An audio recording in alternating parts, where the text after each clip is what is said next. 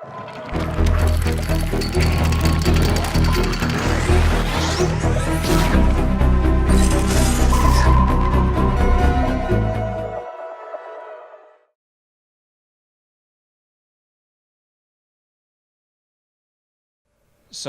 first of all, follow the young lady's suggestion in the first session this afternoon. Good morning, gentlemen, ladies and gentlemen.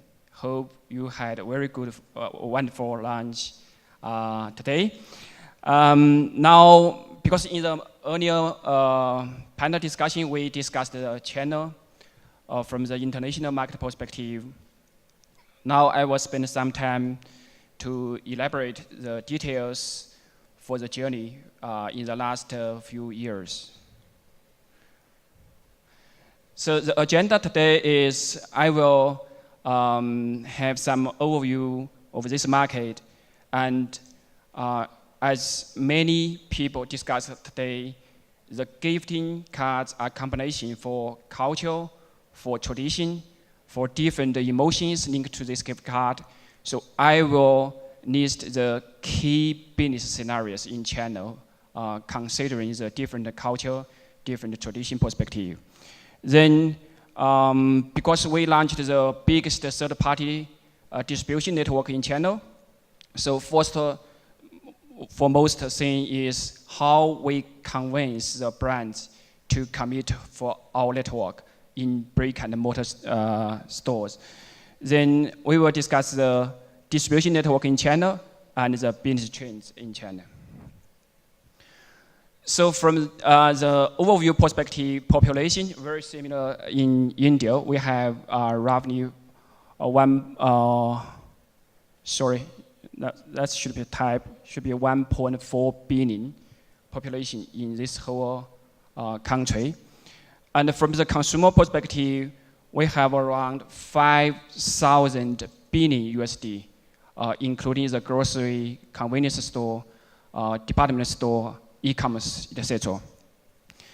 So brick and mortar, offline still accounts for roughly 4,000 billion USD consumptions in total, and online has around 770 billion USD consumption.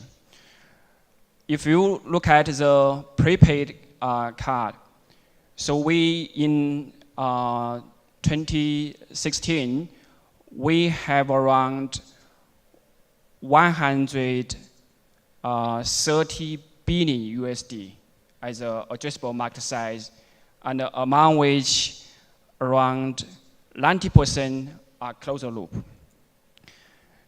I recall some people ask me this question: what's a strong category in the closed loop in channel? So here you are.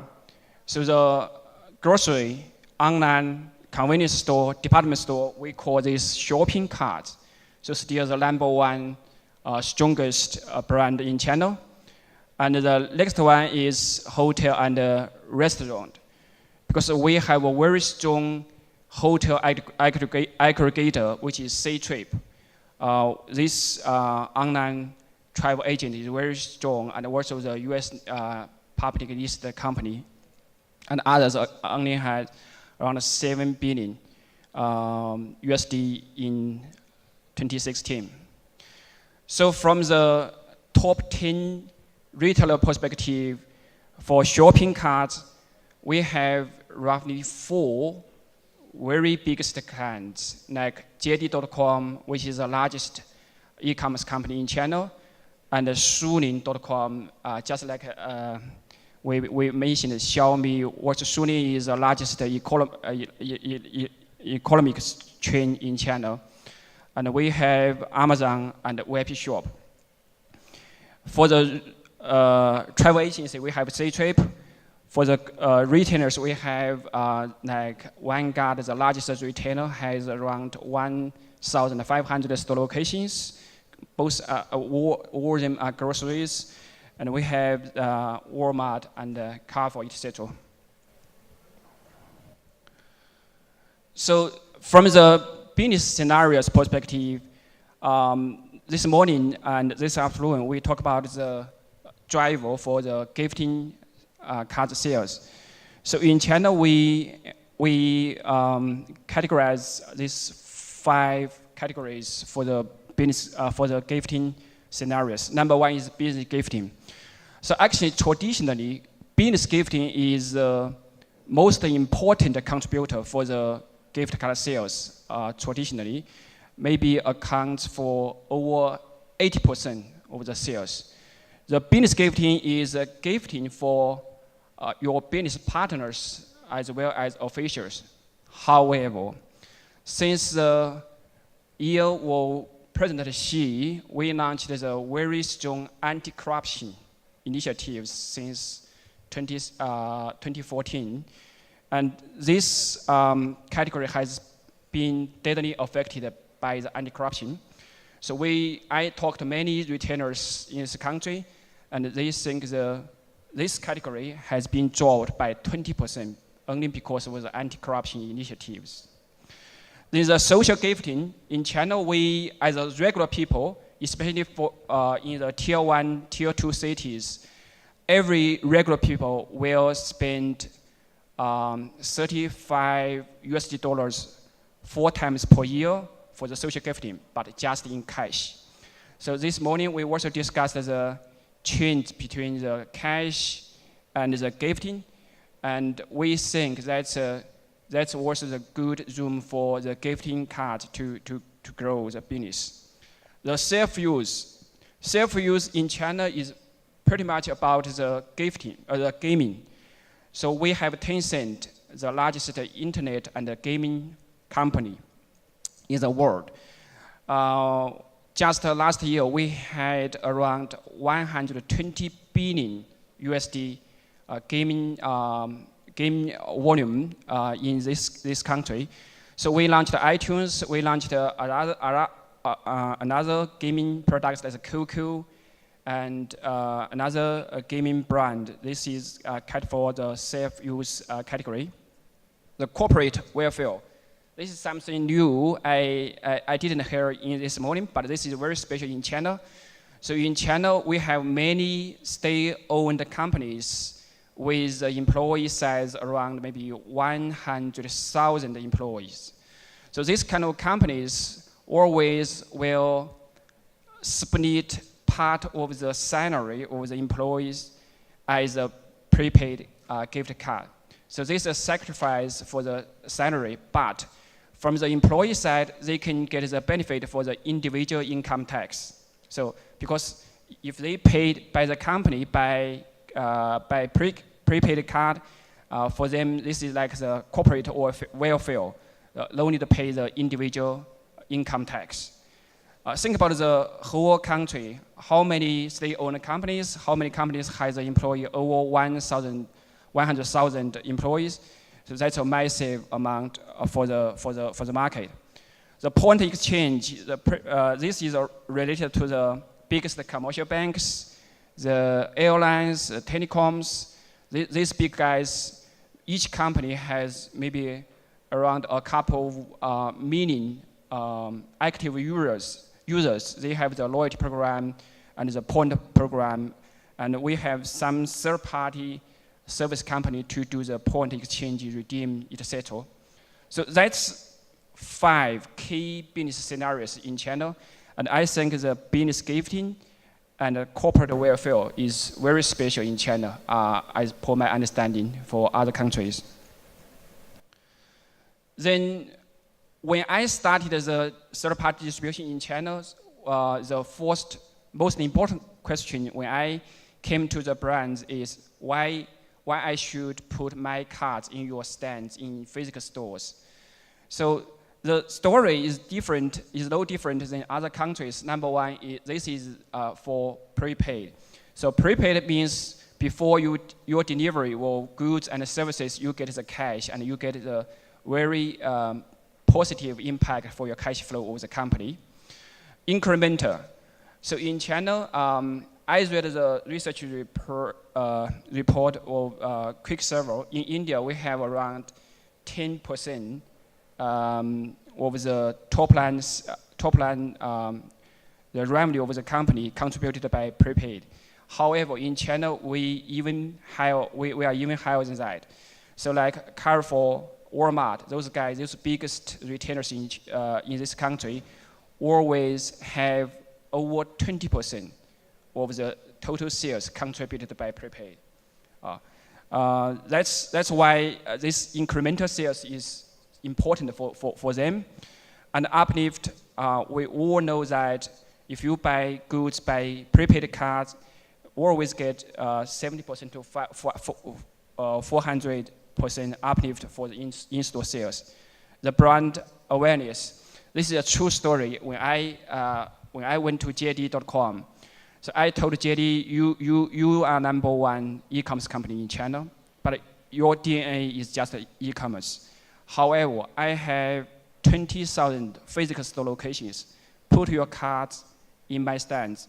I can ensure in 1 month's time or period, every country, every city, the people can see your product, see your brand. So that's a very strong story for their brand awareness. Then they gave the business on top of their own sales. So for the distribution, we are in the country has around 4 categories regarding the distribution. #1, we mentioned the in-house distribution, while the omni-channel, like the mobile website, own outlets, etc. So Blackhawk are feeding into the third-party distribution. So we just built the massive physical store locations in the whole country, and we integrated with over 60 brands in the country, and put this all together, created the destination for the consumers as a gift card mall, and also generate the convenience and such kind of value proposition for the consumers. Also, I mentioned because we have the very special business case, the corporate welfare. So we do have some very big companies dedicated for the HR services.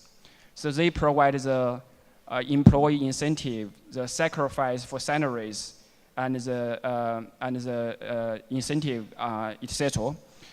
So point exchange company, yes, we also have that kind of service provider integrated with all the commercial banks, airlines, and the telecoms, provide the redeem service in terms of the commodities and the prepaid product. So in terms of the third-party distribution at retail, because this is relatively new in China as well as in India. So I just want to elaborate on details of this. So basically, we generated the network. We put the cards on stands in store. The card is inactivated, not like the traditional way. So like the B2B, you have to pay in advance and you get the live stock.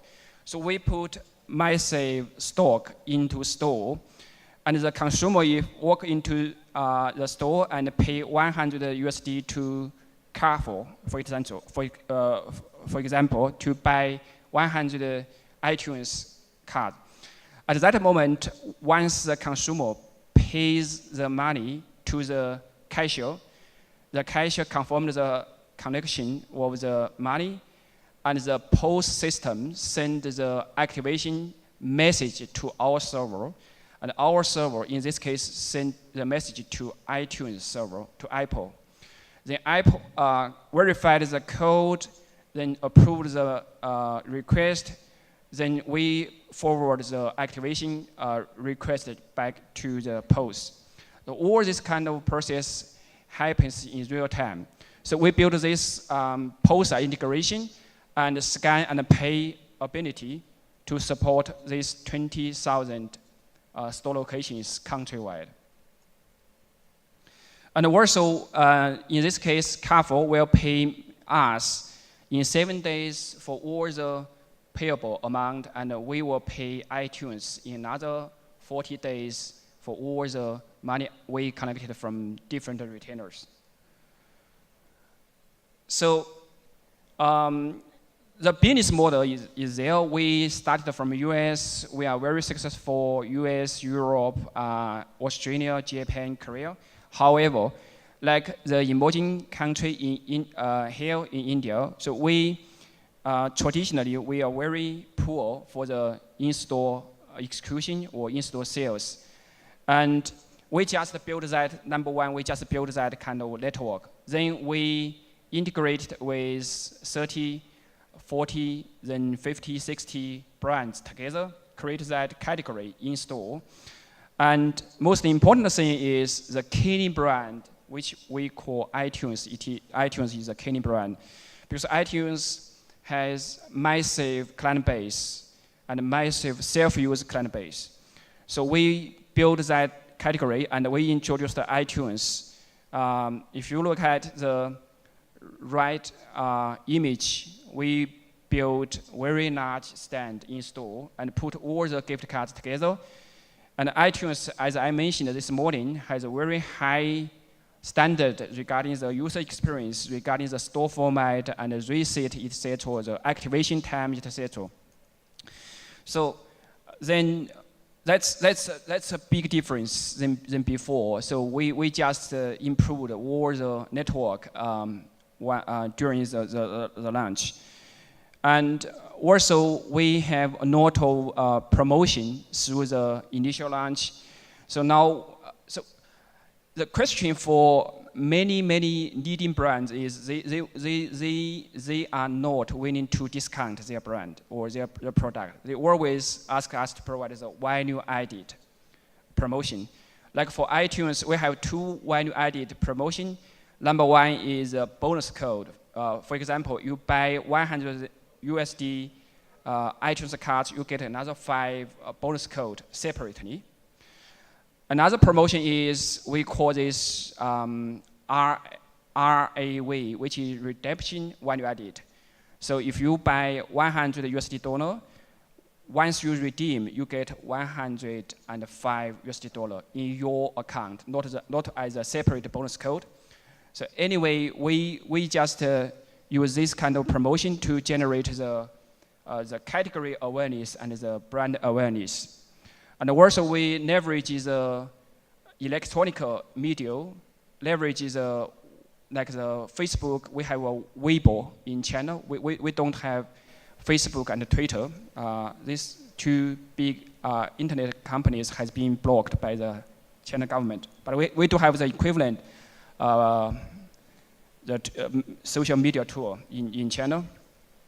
And we have the very good synergies in store and a very clean display and a very strong message regarding the launch. So very successful since the iTunes launch. I vividly remember one retailer which essentially was impressed by the sales in the 2 weeks. That's maybe just in these 2 weeks of the time of the period, generated over, I guess, a couple of 10 million USD sales just in 2 weeks' time since the launch of iTunes. The last slide is regarding the trend of the prepaid. And we have spent a lot of time discussed the physical and the digital and the mobile payment and prepaid in this morning, as well as a B2B to B2B or B2 partner to C. These three things. I just want to mention about the go to cloud. The go to cloud trend is not like the service provider, like Qwikcilver, the systems and platforms are in the cloud. This point is just raised by Shanghai government because they see a lot of small to medium-sized brand launched the gift cards. However, with time passed, this kind of brand, because the financial is not very strong and get bankruptcy. And this will cause huge problem for the regulation or the regulator, because the brand has has closed, and many consumers still has a prepaid card. So this is a big problem if the regulation is not act right properly. Then the government now issued the regulation, so requested all the small to medium-sized companies, the brands, should put their prepaid program into the cloud. And the government will hire the companies like Qwikcilver in India. We have CUL, which is a subsidiary of China UnionPay as a data processor.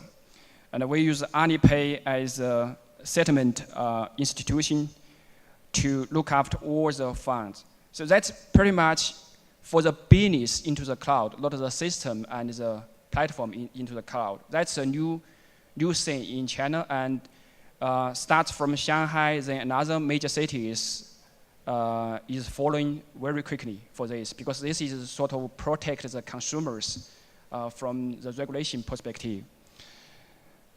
Yeah, that's pretty much all from me regarding China market. Thank you.